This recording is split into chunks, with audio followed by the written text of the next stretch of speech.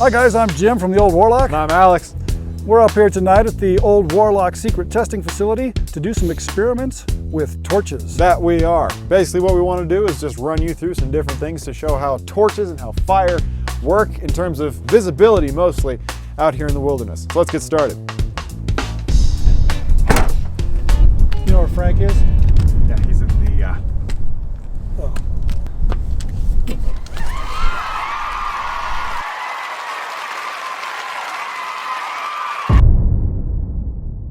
Okay, so first and foremost, what we wanted to show you guys is how far away torches can be seen from.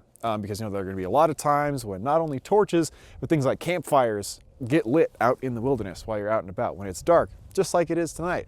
We're having to use a phone flashlight so you can see me right now. So if you look just behind me, you should be able to see where a torch is lit way up on the side of that mountain. That's probably 3/4 of a mile away from here, a half mile, something like that. We're down below it right now, but it is a long ways up there, and you can still see that when it is dark outside. So they're gonna make you really revealed, and you're gonna stand out in a landscape if you have something like a torch or a fire of some kind lit. Isn't that right, Frank?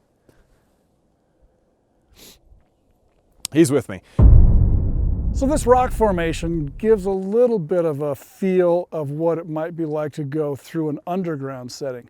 What I want to point out here, something that we noticed, is as you go through here, the shapes of these rocks really cast some incredible shadows. So it really gives you a good understanding of how things could be hidden there as someone's making their way through a dungeon or some other underground setting.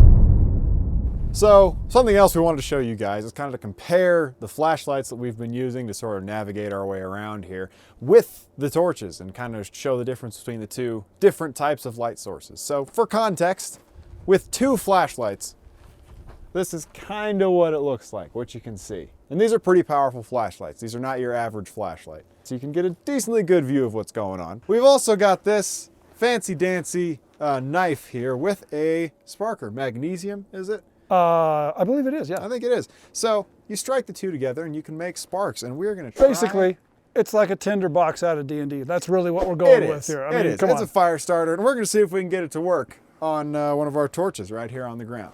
Let's see if it works. Oh. Come on.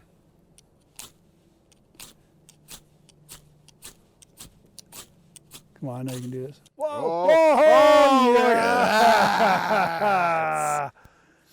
Oh yeah, That's it. It's gonna. Oh! Look at that. Ooh, be careful here. That was pretty cool. That was cool.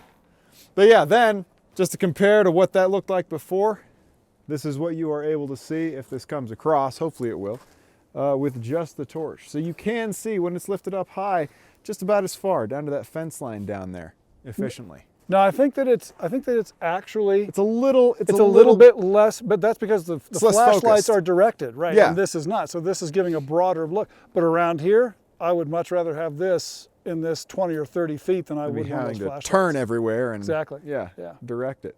But yeah, I'm really glad that worked. That was Cool. pretty cool. All right. So if you've ever been outside around a campfire, you'll know that there's only a limited amount of distance that you can see because of the light from the fire. One thing that you might want to keep in mind if you're ever using torches in a role-playing game is that in a heavily forested area, there are going to be a lot of shadows, and it's going to be really easy for something to hide in them.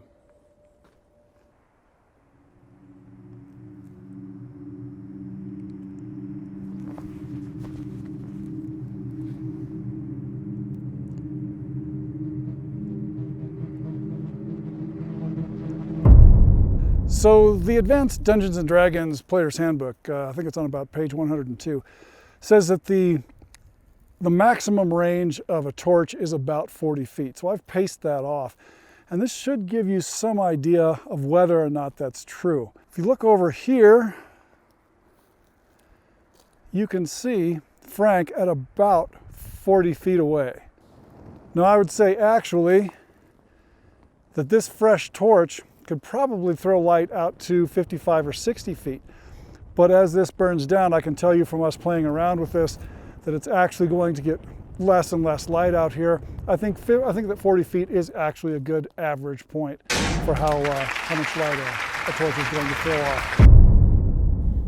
The rest of our experiments covered other fascinating aspects of torches, such as the best way to throw a torch for distance, the most efficient way to keep from burning the hair off of your arm, and how close you could sneak up on a man wearing a great helm while carrying a lit torch. Frank got mad at this last one, so we stopped. To view the results of these experiments, be sure to subscribe to such peer-reviewed journals as Torches Weekly, The Flaming Torchologist, or Torches, They're Hot. Thanks for coming with us on this adventure. We hope you had as much fun as we did. Be sure to subscribe to see more videos like this one coming this summer. I'm Alex from the Old Warlock, and on behalf of Jim, Zach, and Frank, keep your sword arm free. Bye-bye.